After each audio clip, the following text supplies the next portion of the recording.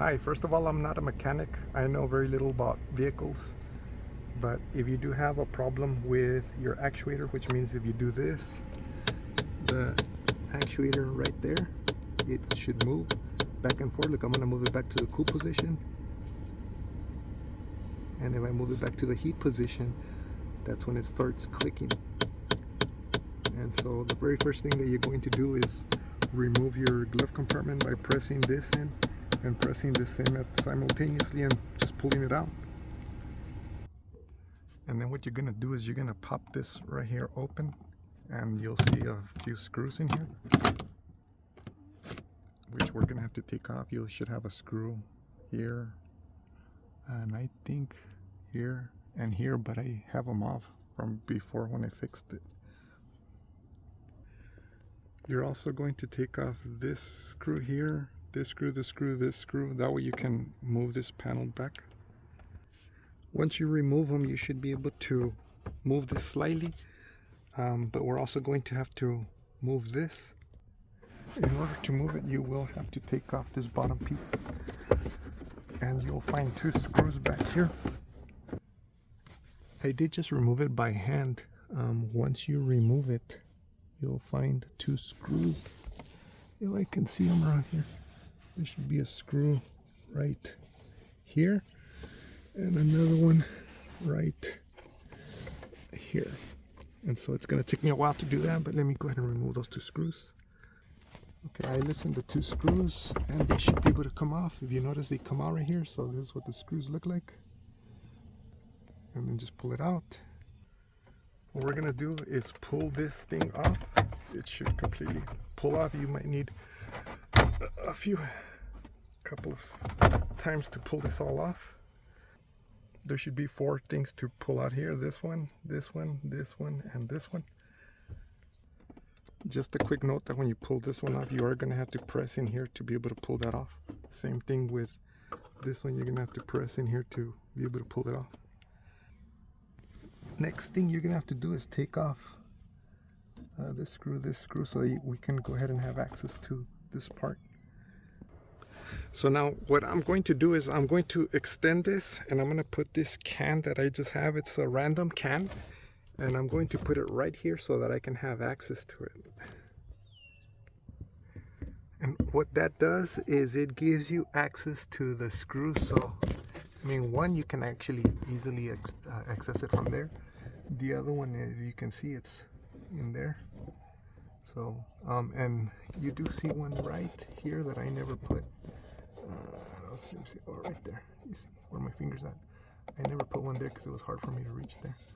But here is the screw, and then the outside one. Now, what I'm going to use is this tool, only to be able to get in there, only because one of these probably won't fit. But I got this at Harbor Freight. I forgot to show you the actual actuator. Here's the actuator. I got this on Rock Auto. It was $50. So that's what it looks like.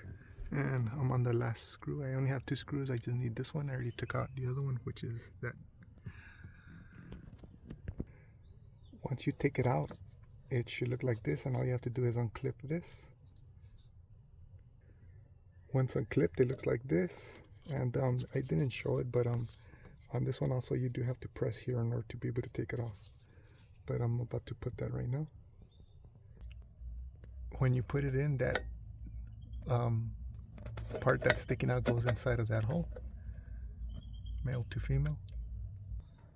And there is the new actuator. I haven't tested it, but before I do test it, just wanted to let you guys know that there was a plastic portion here that I just sawed off. And the reason I sawed it off and I just put this tape, this is not important. I think it's just there's just one tiny hole here where the console aligns here, but that's not important because it's being held up by all this other stuff. But the only reason I cut it out is, if you can see, there is another actuator here. So depending on which door you're trying to fix, obviously the one that I'm fixing right now is the blendoor, which, you know, changes from cold to hot.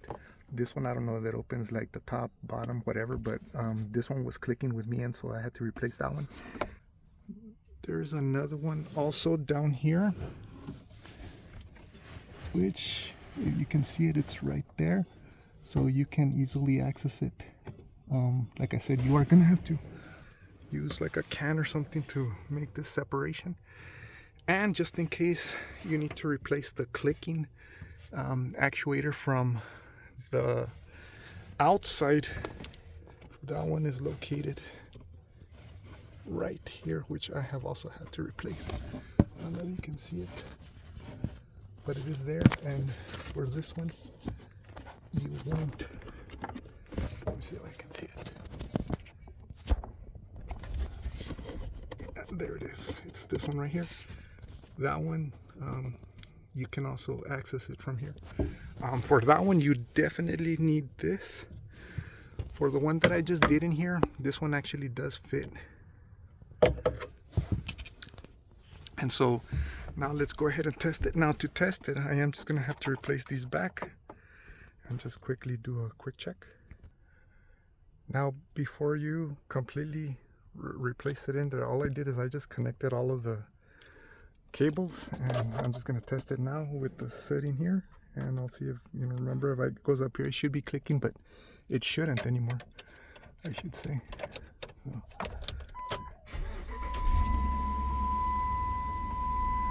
And so I'm about to move this. Let's see what happens over here as I move it. It moved. It's no longer clicking. That's on the heat. Now I'm about to move it to the cold. And it's no longer clicking, so yay, got fixed. Hopefully this helps. And obviously to put everything was just all in backwards order.